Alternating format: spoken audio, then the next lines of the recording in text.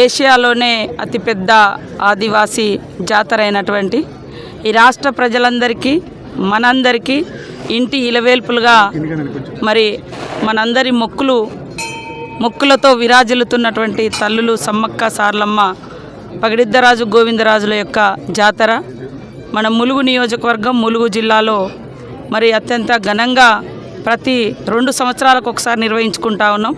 ఈసారి కూడా నూతన ప్రభుత్వం ముఖ్యమంత్రి గారు శ్రీ రేవంత్ రెడ్డి గారి యొక్క ఆధ్వర్యంలో వారి యొక్క మరి సహకారంతో అదేవిధంగా డిప్యూటీ సీఎం గారు ఫైనాన్స్ మినిస్టర్ గారు శ్రీ బట్టి విక్రమార్క గారి యొక్క సహకారంతో ఈసారి మరి ఇప్పటికొక 75 కోట్ల రూపాయలను జాతర ఏర్పాట్లకు అదేవిధంగా భక్తుల సౌకర్యార్థము ఇవ్వడం జరిగింది.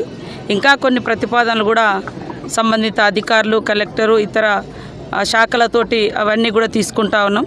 భక్తులకు ఎక్కడ కూడా ఎలాంటి ఇబ్బందులు లేకుండా అందరం అధికారులు ప్రజాప్రతినిధులు ఒక టీమ్గా మరి పూజా విధానానికి ఎక్కడ విఘాతం కలిగించకుండా ఆదివాసీ సాంప్రదాయాలకు ఎక్కడ ఆటంకం జరగకుండా అత్యంత వైభవంగా నిర్వహించాలని మేమందరం కూడా భావిస్తాం. బయట నుంచి వచ్చేటువంటి భక్తులు కూడా ఎవరికి వారు క్రమశిక్షణగా వ్యవహరిస్తే ఈ ప్రాంతం అంతా కూడా మరి పరిశుభ్రతతో ఉంటుంది.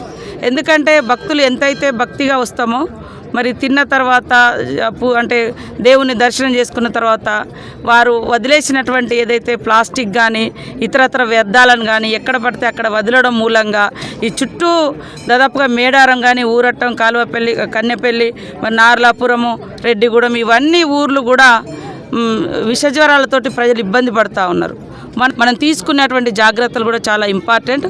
కాబట్టి అంటే నిన్నటి వరకు చాలా పనులు కూడా టెండర్ దశ అయిపోయినాయి, ఇంకా కొన్ని ఉన్నాయి. ఎందుకంటే కొత్తగా ప్రభుత్వం వచ్చింది, మరి సకాలంలో నిధులు విడుదల చేయడానికి ఎలక్షన్స్ కూడా మనకు ఉండడంతో ఇబ్బంది అయింది. అయినా కూడా అధికారులందరినీ మేము వేగవంతం చేస్తూ ఉన్నాం. అధికారులందరికీ కూడా నేను ఒకటే సూచిస్తూ ఉన్నా, మంచిగా పనిచేయండి. ఇది మన వ్యక్తిగతమైన ఇళ్లల్లో పని కాదు, మన లోక కళ్యాణం కోసం, ప్రజలందరి సౌకర్యం కోసం, ప్రజలందరి విశ్వాసాలని భక్తిని కాపాడేటువంటి అతి గొప్ప మహాఘట్టం మహాజాతర సమ్మక్క సార్లమ్మ జాతర. ఈ జాతరలో పనిచేసేటువంటి ప్రతి అధికారి నిబద్ధతతో నిజాయితీతో అదేవిధంగా నాణ్యతతో కూడినటువంటి పనులు చేసినప్పుడే మనం కూడా సంతోషంగా ఉండగలుగుతాం.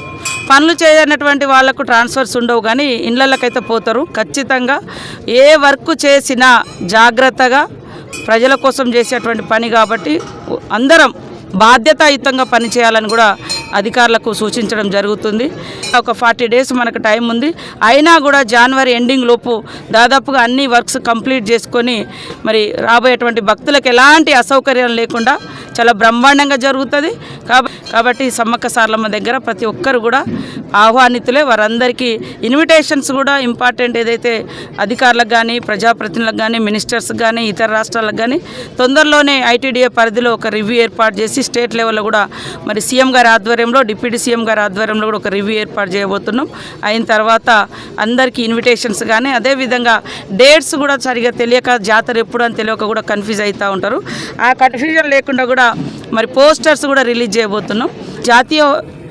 జాతీయ పండుగ కూడా ప్రకటిస్తారని మేము ఆశిస్తా ఉన్నాం. నేను కూడా మొన్న రాష్ట్రపతి గారు వచ్చినప్పుడు వారితో 5 డేస్ ప్రోటోకాల్లో ఉండడం జరిగింది. వారికి కూడా విజ్ఞప్తి చేసినప్పుడు తప్పకుండా వారు సానుకూలంగా స్పందించారు.